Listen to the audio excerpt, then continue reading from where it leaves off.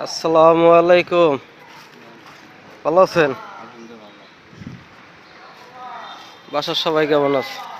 আলহামদুলিল্লাহ ভালো। আপনার দোয়া। এটা এখন কি বানাইতেছেন? কিছু বানাই না, আচার বানাবো। ও, আচার বানাইবেন আর কি। হ্যাঁ। এটা কি মিক্স করতেছেন? মিস করি না, মিস করাইছিল। করাইছিল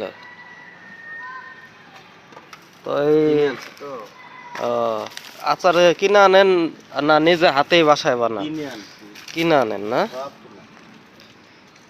এই যে যে আনারস, এটা কি পিস হিসাবে বিক্রি করেন না ওই যে মাখায় বিক্রি করেন? না খাই।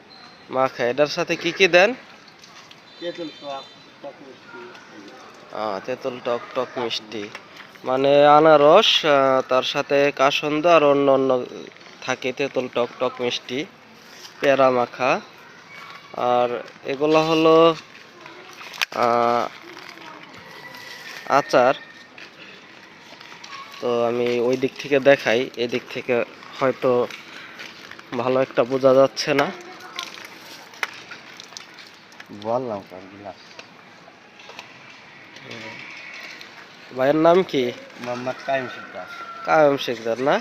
আপনাদের এই এই আচার আর এই মাখা, এই কি জানি ওটা, আনারস, আনারস মাখা, এগুলা কি আর কোথায় বিক্রি করেন আপনারা? এখান দিয়ে বিক্রি করেন না? আল্লাহর রহমতে বিক্রি কেমন হয়? ভালো হয়, কতদিন বেশি হয় না, এখন বর্তমান বেচা কিনা কম। বর্তমান বেচা কিনা কম। এটা কি এই দেশের এই পরিস্থিতির পরে নাকি আগের থেকে? আগের আগের থেকে না? আশাবাদী কি নির্বাচনের পরে কি যে আল্লাহ কি হয়। কি হয় না? বেশ বর্তমান যে সব জিনিসের দাম বেশি তো। সবকিছুরই দাম বেশি, কষ্ট হয়, চলা কষ্ট বর্তমান। চলা কষ্ট হয়ে জায়গা।